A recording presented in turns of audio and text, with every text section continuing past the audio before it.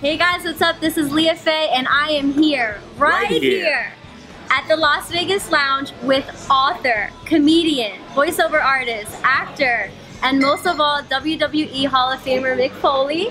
How are you feeling on your 50th birthday bash? Oh, Leah, I'm feeling great. I had back surgery 2 days ago. A tooth extraction from a match that occurred. So yeah, the heck in a cell, as we call it.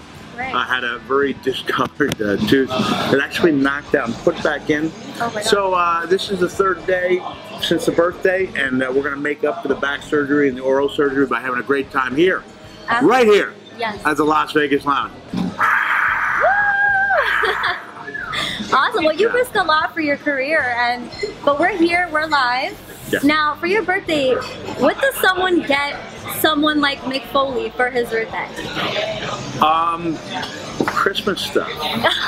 yeah, you can't go wrong. This is I love it. I'm wearing a little double Christmas. I've got a Santa Village shirt here, covered by a Disney Santa Claus themed shirt. Yeah, you cannot go wrong. My wife finally learned. She finally learned that I will not wear high fashion on principle, and that basically you put Santa Claus on something, I will wear it. Now, actually that was one of our questions, and I'm glad you brought it up. You play a lot of different characters. You play Cactus Jack, Mankind, Dean, what is it? Dean Ambrose. He plays me sometimes. No, he's inspired by me. Oh, Commissioner Foley. I think you were going with, I wasn't the Dean. Lover. Oh, Dude Lover. Dude Lover. Dean Lover. Dude Lover. But a lot of people don't know that you love to play Santa Claus, even in a documentary. I don't play him. I don't play him. You are him. I actually inhabit his being. Okay. And I have an official document signed by the real guy that allows me to do some of his ambassador work. Because let's be realistic, one guy can't be everywhere at all times. So he calls on people like me to do his ambassadorial work, and that's why I'm growing this bad boy out for a full year to be the best ambassador I could possibly be. Amazing. And now, is it true? We have heard. I don't like questions to start with, is it true? But go ahead. I'll give you some leeway here. Okay. Do you have a room that is Christmas all year round? It is, yeah. I love it. It's my little sanctuary, my getaway. Originally conceived it as just a place that I would go to, but it's where the family flocks. My daughter's 21. She always enters wearing a Christmas sweatshirt. It's we just love it. We're surrounded by happy memories, and yeah, I have the year-round Christmas. And that's a good question. Yeah. Okay. Now we're here in Philadelphia, and a lot of people don't know that wrestling has its roots here in Philadelphia. And you've also, we mentioned that you're a comedian, and you've done comedy shows at Helium. Yes. Now, what is harder to win over, a comedy crowd or a wrestling crowd? Well, it's essentially the wrestling crowd that I tell wrestling stories to. I'll be at Club Helium. Is it the 18th or 19th of August? So I'll be there. Oh, okay. It is a wrestling-centric storytelling show, and I get the 5-minute grace period, where the people will offer me some cheers and kindness because they like me.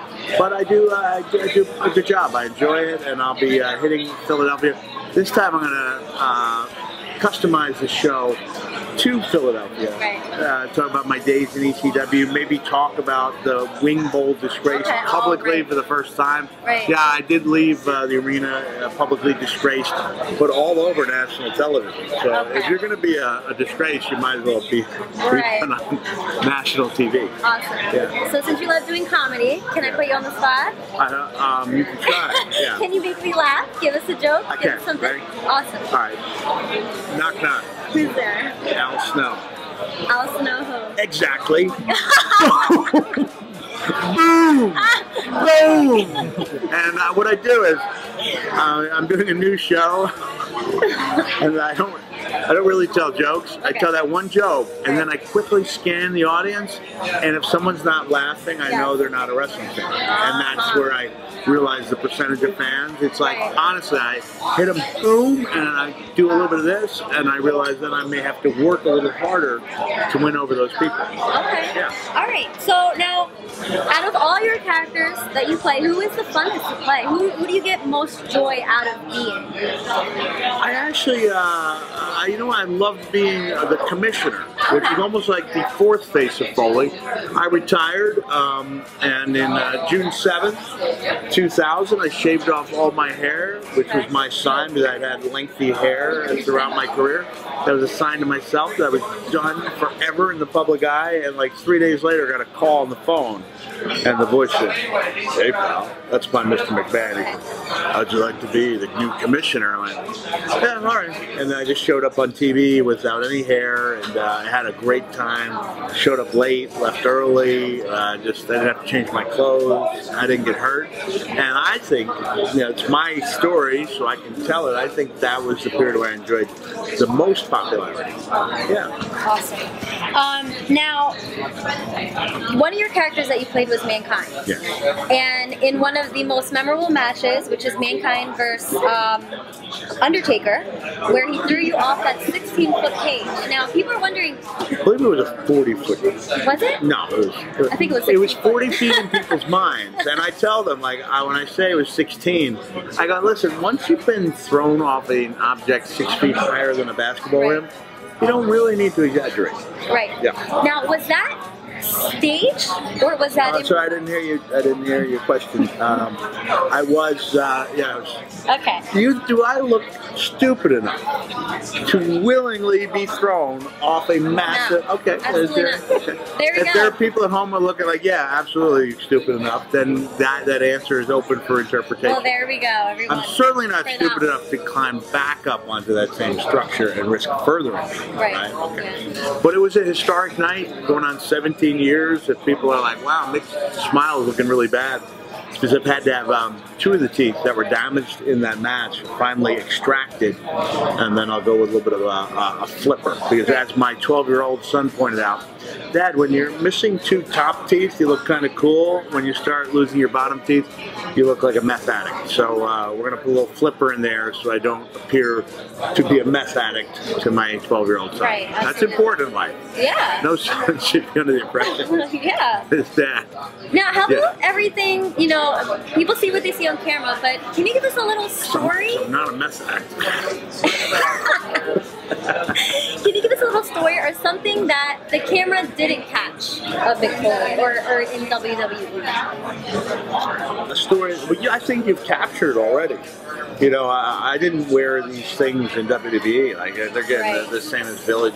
So I guess I used to talk about my love for Christmas. I think people see that different side of me when they come to the live shows, like the one at Club Helium. You know, right. Because I try to do with those shows what I try to do in the ring, which is it's not so much getting people to cheer or boo, it's taking them on an emotional journey, like roller coaster. Right. And I love it. So when I have the opportunity, I think that's what people don't realize is that I can be in front of 250 fans and feel like I'm in front of 20,000. As a matter of fact, a couple nights ago I was at a show and my youngest son was dressed up like a peanut, and he did what we call in wrestling a trust fall at a wrestling show, and we walked away from that experience feeling like I just main evented a pay-per-view. Yeah, it was amazing. That is so awesome. Now, with your kids, actually we have a fan question, a few fan questions. One of them, since you brought up your kids, Arjun asked, do your kids watch your WWE matches? And if they do, what do they think? My old matches? Like the ones I had? Yeah, mostly your old ones. Yeah, they do. And they enjoy them. They enjoy them? I'm like in their top 10 favorite wrestlers of all time. That's awesome. Of course. I'm trying to move up the ranks, but it's hard. It's like The Rock. Yeah. Now, whatever happened to him anyway? Yeah. You know, actually, we're wondering. Actually, another question is about Rock and maybe John Cena.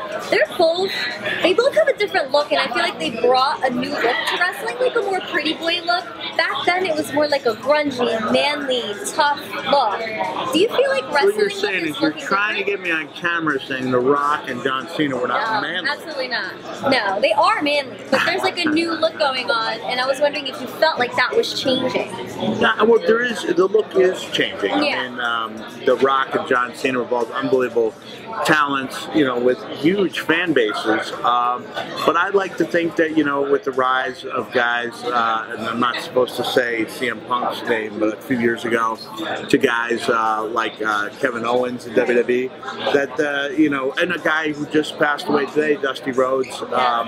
Dusty, you know, every once in a while there's room for like a unique look, you know, a look that has not been blessed with the greatest hand from Mother Nature, and these people nonetheless find ways to connect with audiences. And so The Rock and Cena, sure, they had great looks, but it was their ability to connect with an audience that took them from being a prospect to a superstar. Okay. That's what it's all about, finding a way to connect. And hopefully with my job, I've connected with this audience out there. So I'm going to just say two more questions from fans. Mike is asking, do you still sleep on fans' couches? No? Okay. No, I have there you go, Mike. I have a very good reason. There was a definite incident after. I don't usually refer to. Here's two things to me. I don't usually curse or refer to myself as the third person. Right. But there was an incident after which I looked in the mirror and I said, "You're Mick blanking Foley." Oh my gosh. You Right. deserve to treat yourself a little bit better than this. So maybe I'll share that at Helium. But it's a good story, and I think definitely understandable why you know, I no longer sleep on fans' couches. Right, and very last one for Philly. Where does Mick Foley get his cheesesteak? His Philly cheesesteak. At the Las Vegas Lounge. Awesome. Right here at the Las Vegas Lounge. Las Vegas Lounge. Awesome. That's where I got my blackjack burger tonight, Daddy. Do you understand in wrestling vernacular? Right. Daddy is not a you know, masculine or feminine. It's just like a term of endearment. Daddy, like I could call you brother, and there would be no negative kind of, you know what I mean, brother. Sometimes we refer to someone as daddy and brother in the same sentence. Okay, got it. Well, thank you so much for your time, Mick Foley, and happy birthday. You've done an excellent job. Thank you so much. Hello, this is the hardcore legend Mick Foley, and this is WaterIce.com, your scoop to everything Philly. Yeah.